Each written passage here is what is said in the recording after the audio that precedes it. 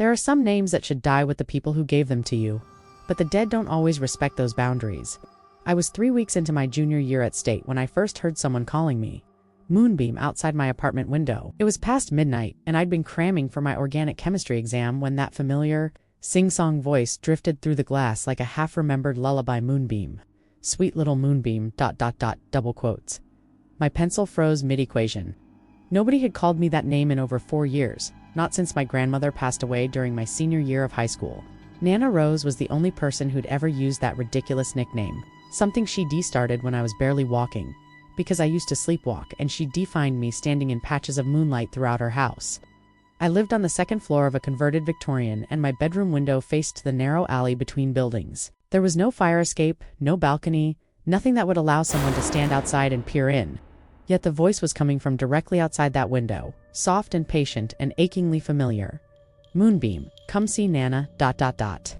My skin prickled with goosebumps as I crept toward the window. The voice had the same gentle cadence, the same slight rasp that came from years of smoking cigarettes on her back porch.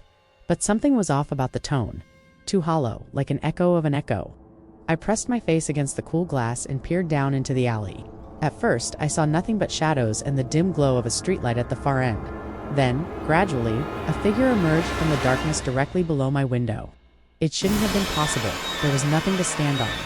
No ladder or platform. Yet there it was, hovering somehow at eye level with my second-story apartment. The figure wore Nana Rose's favorite nightgown, the pale blue cotton one with tiny roses that she owned for as long as I could remember. Even in the dim light, I could make out every familiar detail. The lace collar Sheedy always complained about, but refused to remove the small, burn mark on the sleeve from when Sheedy gotten too close to her cigarette. The way it hung loose on her small frame. But when I looked at the face beneath that familiar silver hair, my breath caught in my throat. It wasn't Nana Rose's face. It was close enough to fool someone who was unpaying attention, but wrong in ways that made my stomach lurch. The eyes were too large, too dark, like pools of black water reflecting nothing. The smile was too wide, stretching beyond what human muscles should allow, and the skin had a waxy, translucent quality that reminded me of old candles. "There's my sweet Moonbeam," the thing said. And its voice was perfect, absolutely perfect, while its face remained that horrible, almost trite mask of my grandmother's features. "Why don't you come outside? Nana's been waiting so long to see you." I stumbled backward from the window, my heart hammering against my ribs. This couldn't be real. Nana Rose was dead.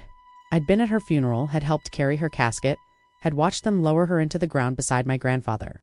Whatever was outside my window wearing her nightgown and using her voice wasn't her. "Don't be shy, Moonbeam," the voice continued, patient and loving and completely wrong. "You used to come find me in the moonlight, remember? You'd walk right to wherever I was waiting. Such a smart little girl, always knowing where Nana was." The memories hit me like ice water. Those sleepwalking episodes when I was small, I'd always assumed I wandered randomly through Nana S's house. But now, with adult clarity, I remembered that I always ended up wherever she was. If she was reading in the living room, I'd find her there. If she was having her late-night cigarette on the porch, that's where my feet would take me. She used to joke that I had a special connection to her, that I could sense her presence even in sleep. "That's right, Moonbeam. You remember now, don't you? You always could find me." I forced myself to look out the window again. The thing was closer now. Somehow, its face pressed against the glass like it was standing on the other side rather than floating in empty air. Up close, I could see that its eyes weren't just dark. They were hollow, empty sockets that seemed to pull light into them and swallow it whole. "Open the window, sweet girl. Let Nana in. I have so much to tell you about where I've been." My hand moved toward the window latch before I could stop it. The sleepwalking instinct, dormant for years, suddenly roared back to life. My body remembered the compulsion to go to her, to follow that familiar voice wherever it led. But my grandmother's love had never felt cold, and the thing outside my window radiated a chill that went deeper than temperature, settling into my bones like winter fog. I yanked my hand back and grabbed my phone, but when I looked up, the alley was empty, the voice was gone. Only the lingering scent of cigarettes and rosewater remained, drifting through the glass like a memory. I never saw the figure again, but some nights I still hear her calling. And the worst part, sometimes in my sleep, I still want to answer. The voice that shouldn't remember, on, still next time.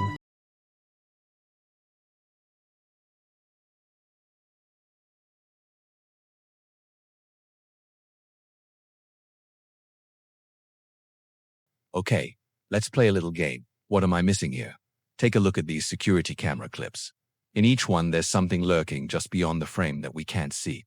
something that our protagonist is also unable to see despite being mere feet away from it. In each clip, our protagonist tries to capture what is just out of frame and fails. Why does the thing wait until the camera turns away to come closer? Why does it stop when the camera comes back? Why does it keep returning to the exact same spot each night? The answer, of course, is that this thing is not real. This is a prop or maybe a person dressed up, something that our protagonist is hallucinating or imagining. But he thinks this thing is hunting him, and his life might depend on figuring out why.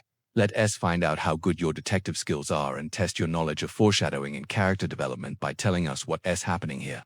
Leave your guess down below and then we'll show you the actual explanation. When I hear even a pin drop, I jump. Ever since that night in October, I can't shake the feeling I'm being stalked by something evil. I try to tell myself it was a hallucination brought on by stress, maybe even hyper-awareness caused by the new security system, but that doesn't explain why my cameras saw me watching yet couldn't detect the intruder, or why everything changed the moment it sensed I was recording. The question that keeps me up at night is this: if it can track me, if it knows exactly when I'm looking, what if it's not watching me? What if it's waiting for me to stop watching? I stare at the grainy footage, searching for a clue I've missed. All I have are three things that don't make sense. 1. How did the figure bypass my security system? 2. Why did it refuse to trigger alarms? And 3. What does it want? Before that October night, I trusted my security system completely. Motion sensors were placed strategically around my property, covering every entry point. Infrared beams crisscrossed my yard. Cameras focused on key areas, all connected to a central hub inside my house. That system failed to register anything that night. I scoured through every log and setting, checked wiring and power sources. Everything seemed fine. But what if the culprit had somehow disabled the sensors or jammed the signal? Could my system be hacked? Was that why I'd felt colder in the weeks leading up to the incident? Had the power been fluctuating? These questions led to another concerning my house. Designed by my late grandfather, it seemed impenetrable with walls over 2 feet thick and a reinforced steel door. Trees obscured most windows and any remaining visibility was blocked by motion-activated lights. Did the intruder use a key? Were the locks compromised? And if so, how? Who had access to the blueprints and why? Those 3 months prior, I'd been researching my family history, uncovering long-buried secrets. But what did any of that have to do with the presence outside my window? I needed more answers. And the third clue was the most puzzling. Why did the intruder avoid detection? If it wanted to enter my house, why not trigger an alarm and take their chances? Or why not break a window and slip inside unnoticed? The answer, I realized, lay in the nature of fear itself. To maximize my paranoia, the intruder had to remain hidden. If my system alerted me to its presence, my fear would turn to anger and I'd rush to investigate. But if it stayed perfectly still, hidden in plain sight, I'd become convinced I was going insane. My mind would fill in the blanks, painting a monster in my own nightmares. So who was this thing outside my house, and what did it want? An unknown stalker, maybe a deranged fan, a misguided romantic suitor. But none of those explanations made sense. Why would it endure months of fruitless surveillance only to appear when I was ready to give up hope? Then I remembered at night I'd woken up because of noise. But in the panic, I'd forgotten to listen to what sound had brought me to the window. Footsteps, definitely footsteps. I reviewed the recordings again, focusing on audio. Each time I tried to record, a pair of footsteps echoed on my porch. The cadence was slow and deliberate, like an individual step taken to maintain a steady pace. But there were 2 sets of footsteps. 2 pairs of footsteps, each slower and heavier than the last, slowly descending my porch steps. That meant only one thing. My grandfather's house was built on stilts. He liked to call it a garden shed on stilts. But it was over 12 feet tall and accessible only by a ladder stored inside my garage. And the only other entrance was blocked by the intruder. There was nowhere else they could have come from. Now I knew what it wanted, but I still couldn't explain why. It was watching me, observing my behavior, studying my reactions. It knew my routine, it knew how I lived, and it chose that night to reveal itself. But why? Who would spend months planning this, poring over my life, analyzing my habits only to stage such a bizarre scene? Then the penny dropped. It wasn't a stalker. It wasn't a crazed fan. It wasn't anyone I knew or anyone who knew me. Because this thing was watching me before I moved in. It was watching my house. It was watching the house for entirely different reasons than I'd imagined. Because the house itself was the reason. My grandfather's house was special. It contained rare antiques. It housed priceless artifacts. It was a treasure trove of history, my family's history. I recalled the documents I'd uncovered, my ancestors' logbooks filled with entries detailing sacrifices made to ensure their survival, hidden away in the attic. What if this intruder wanted those relics? But if so, why not simply steal them? Why make me watch? I thought back to that night. As the figure paced, I felt a strange pull to join it, to follow its movements, almost as if hypnotized. It was a primal urge to mimic behavior that seemed alien yet oddly familiar, and I recognized that feeling because I had experienced it before, in a dream. Dreams my grandfather used to share with me, dreams of an ancient ritual conducted within the house itself. He called it the Silent March. The centerpiece was a series of artifacts that represented a spiritual lineage stretching back centuries. The climax involved reciting sacred words over the artifacts, while an incantation played on a traditional instrument called a shofar, and then finally, matching the tempo of the chant, a ceremonial march, a procession of footsteps performed endlessly for eternity. Back then, I'd dismissed them as old wives' tales.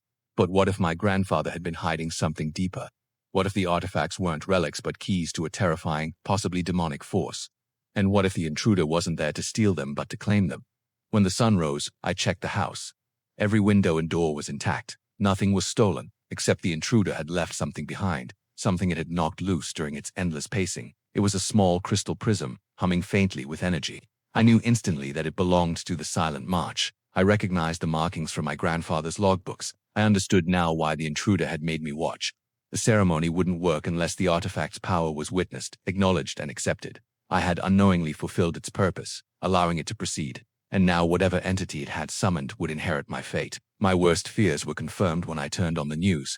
The police had found several bodies near my property line, victims of a ritualistic murder. They believed it was the work of a cult. But the cult had vanished, taking my fate with them. Guided by the glint of a crystal prism, I followed their trail to an abandoned church deep in the woods. The air grew heavy as I approached. I could feel the presence watching me, waiting. Inside, I found a circle of figures standing silently around a makeshift altar, and when I stepped over the threshold, they turned as one to face me. Their leader stepped forward, his eyes glowing with an eerie light. "You are late," he said, his voice echoing with age, "but now we can begin." As they closed in, I realized the horror of my situation. I hadn't just stumbled upon a cult. I'd walked right into a trap laid by the very thing that had haunted my nightmares, and now I was the prize. Thanks for watching. Like the video if you enjoyed it and dislike it if you hated it. Check out our other videos. Comment below with video suggestions, and don't forget to subscribe and follow. After all, we won't tell anyone if you sneak in my house in the middle of the night to pay me a surprise visit. No, seriously, don't do that. We'll be watching.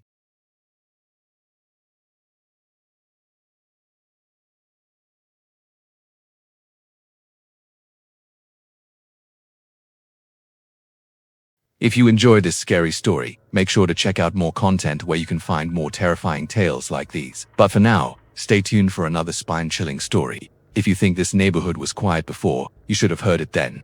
A thick blanket of snow muffled all sound, turning our close-knit community into an isolated camp of the walking dead. Our street, normally bustling with the laughter of children and dogs barking, was eerily silent.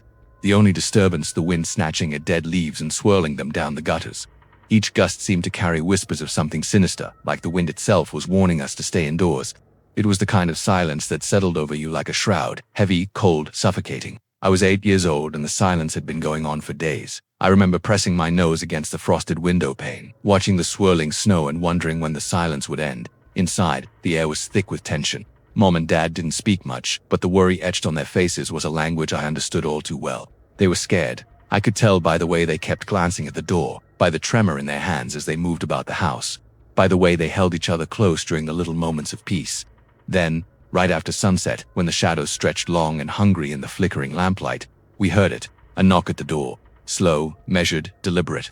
Like the tap of a fingernail, a knock meant survival. The unspoken rule in our house during the silence, whenever the knocking came, we were to answer. Whatever was out there in the snow, whoever was out there, it waited patiently, and patience was a virtue we couldn't afford to waste. Now, I wasn't afraid. Not of the knocking, not of the silence. I was afraid of what would happen when we opened the door. Dad went to get the shotgun, which hadn't seen use since hunting season ended. The weapon was heavy in his hands, its presence a stark reminder of the precariousness of our situation. He checked the bullets, his movements precise and efficient. Years of training kicking in despite his civilian clothes. Mom stepped forward, her hand hovering over the doorknob. She looked at us, her eyes filled with a fear that mirrored my own, then threw open the door. Standing on our doorstep was a sight that made my blood run cold. The first thing I noticed was the lack of footprints in the snow. It was as if he'd materialized out of the blizzard itself. He was tall and gaunt, his face obscured by the shadow of his wide-brimmed hat. His clothes were dark, heavy and long, like a Victorian morning coat. In his gloved hand, he held a lantern, its flickering light casting dancing shadows on the walls around us. Mr. Henderson, Mom whispered, her voice tight with fear. I knew the name Henderson. He was the only other person on our street who hadn't gone out during the silence. They called it the silence too. All the adults did. It was a time between knocks when the world outside was filled with whatever horrors that drove men mad and women to desperate measures. Henderson held out a gloved hand, palm up, as if offering a surrender. May I come in? He asked, his voice raspy, like he hadn't spoken in days. Or maybe he had. Maybe he hadn't spoken at all since the silence began. We let him in, of course. What choice did we have? And I remember thinking, if this was a trick, if he was bringing whatever lurked in the snow with him, then we were already lost. There was no hope of escape. The silence had lasted too long. We were too far gone. But he didn't bring the blizzard with him. He didn't bring madness or despair. Instead, he brought news from the outside world. News that the silence was ending. The sun would rise again tomorrow, and with it, the sounds of birds and the distant hum of human activity. Henderson stayed for dinner, and afterwards, before the snow piled higher and the wind screamed louder, we talked about the world, about the day the silence ended and the knocking came again. If you want to hear more scary stories, follow for more content where you'll find plenty of terrifying tales to keep you up at night. Stay safe out there, because the silence can be a dangerous place.